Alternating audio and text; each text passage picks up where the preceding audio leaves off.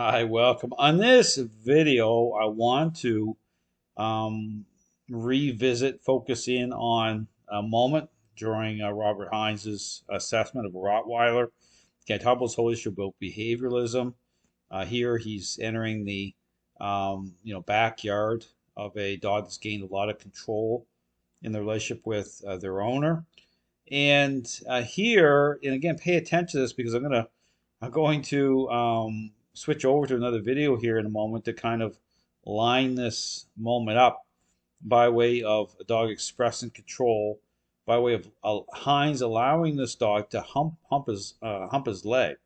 Okay, but I'm going to show another video where a trainer, a purely positive or force-free dog trainer, how they identify themselves, actually uses this express state by way of humping to motivate the dog to respond, which is incredible. Okay, when you think of it, but again, it plays into this whole thing. What I'm saying about by default. Okay, I talk about you don't even have to have treats in your hand for a problem to generate through at a response level by way of a dog already gaining control in the relationship. It's like signing a contract.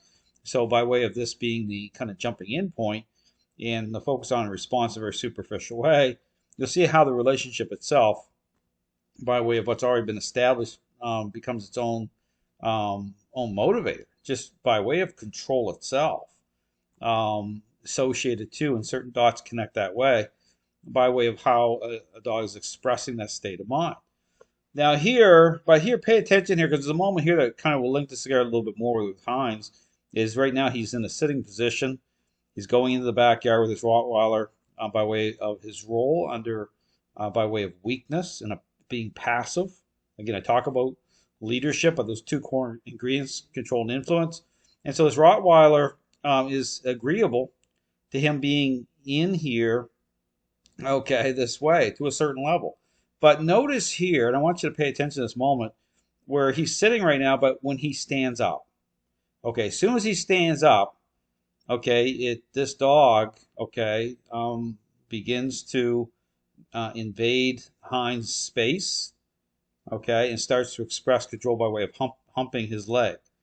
Okay, but the standing up part, you ask yourself the question, what does that represent? Going from sitting to standing. Well, it's taking more of a, of a type of a posture that represents control. Okay, just from that posture. So the kind of changing of posture, changing of position, will trigger this dog off. So I'm going to play some of this video, but pay attention to this, the change of position, and how the Rottweiler starts to come towards him. Oh. Hey, you okay? This dog's right over there in the. Oh my God, but he's. Aye. Hines stands up. Hey, you okay? See this dog? See how this dog's looking? Aye. It's like, okay, right away. So right away, this is almost a challenge to the dog. Okay, in a way, at a certain level, say, okay, what is going on here? So I always talk about this whole thing about context. I talk about, bribery. I talk about, how it is that those who even go into a situation, to a relationship problem, and those two core ingredients missing, yeah, you can gain agreeableness, but it doesn't mean you're fixing anything. Okay, in fact, what happens here through behavioralism, the way that Hines is presenting it, this whole trust technique, he's trying to pass it off as change. Okay, it's no different than trainers that bribe these dogs. Okay, within the framework of response, trying to pass those responses off as change is happening. But the question is asked, well, based on what exactly? I mean, can you trust those responses as representing the perception of dogs are changed the right way? Absolutely not. But watch this kind of triggering off most. This dog, he stands up. Hey, you okay? This dog lifting its head up, right, saying, okay, he's taking a different posture. Immediately comes right over into his, invades his personal space, and then launches into this hump, starting to hump, starts humping. You're getting me full of slobber. Hey, you okay? Right, starts to mount. You okay? He's not. Right. And see right there's a little moment there we pull back thinking that he's going to put control on this dog. See, that's the thing. This dog would go into challenge. Okay, understand that if it was intentional and it was defined a certain way with how he's, should be pushing this dog away, not aggressively. You don't have to be aggressive about it, but that this dog would start to really engage. Okay, that's the thing that would trigger off here. See, it's almost like Heinz knows better. I Right? know you're twitchy, aren't you? Hey? He's saying, "Oh, he's twitchy." Why do you think he's twitchy? Okay, he's assessing, right? And this is what this is. This is a type of this is a power play, right? And this dog's going to engage in the power play, Got some friction? There you go. Hey. right? See, I'm not so... Because that's not going to appease the dog. So he's getting pounded even through that type of contact. It's an exchange, saying, "Okay, I'll make I'm gonna put emotion. I'm gonna put petting on you, emotion on you." But that's not enough for this dog. bad. Hey, I'm not so bad. Right? Hey? Right, there we go. Launches up. You're not going to hump me, are you? Oh, you're not going to start... No, we're not going to do this.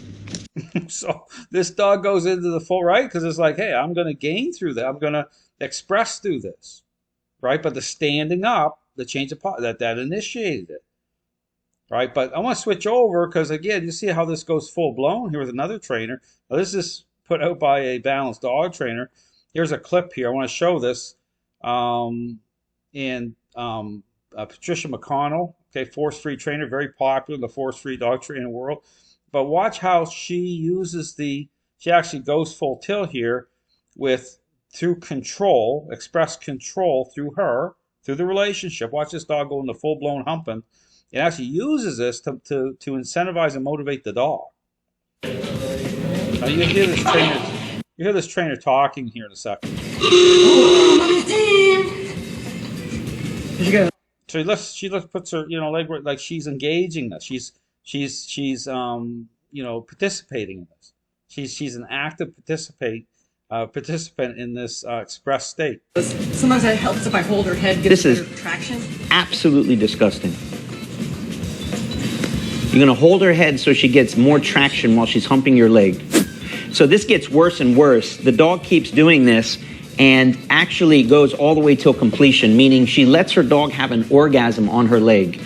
So see that it's control, right? It's control express. So using that to actually incentivize, this trainer is actually using that to incentivize the response of the dog through training, okay?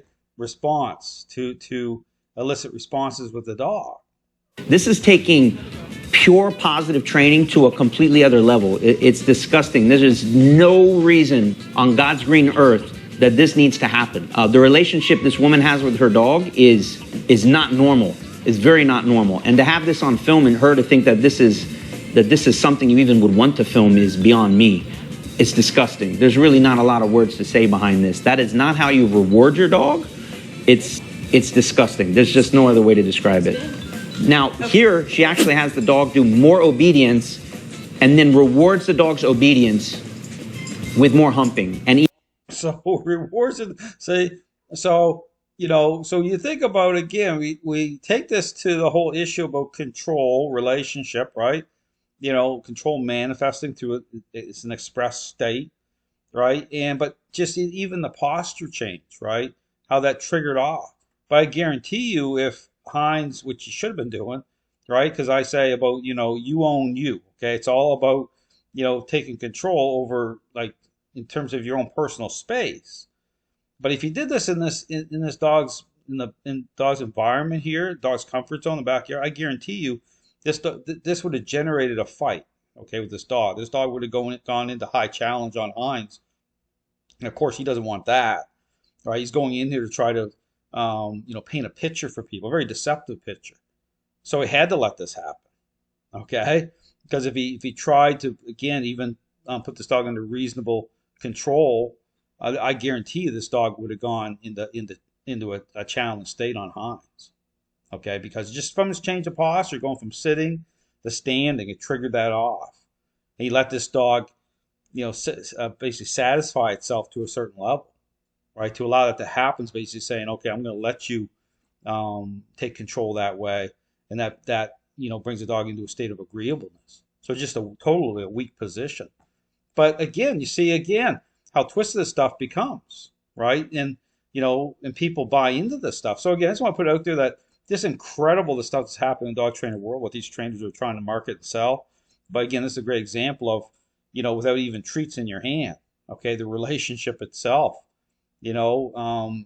becomes a problem if that's your focus is on at a response level. But even tying it into, obedience training, right? You just see how, like, it's just mind blowing, basically mind numbing what's going on in the dog trainer world. Thanks for watching.